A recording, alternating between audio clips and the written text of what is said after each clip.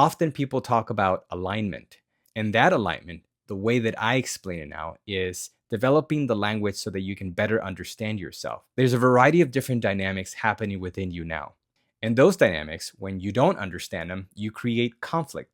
And often that conflict will attribute to someone or something. And we'll say, "You did this to me." But the reality is that everything that happens outside of us, beyond us, is happening because it's a projection of how we are feeling inside. But it becomes so easy to blame others or things or events. And the reason why it becomes easy to blame those things is because we're unaware of our thoughts. We're unaware of something called an ego. And when we hear the word ego, we immediately take a step back and say, "Did you just say I have an ego?"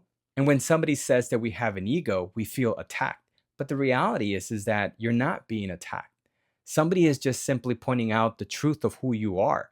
We all have an ego, and that ego is the one that controls all of us. It's that ego that creates your personality and your behaviors. But it's not until you realize that you have an ego, that you have a personality, that you have behaviors that go unnoticed every single day, that it's not until then that you begin to change.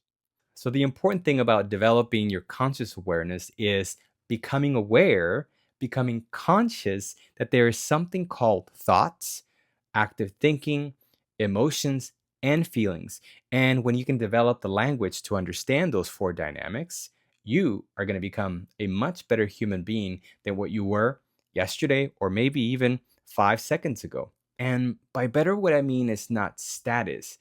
By better, what I mean is harmony, peace. So, conscious awareness is really about the evolution of yourself, the evolution of humanity. But that evolution is not about humanity, it's not about the collective. First, it starts with you. And if you do the work, then it impacts the collective.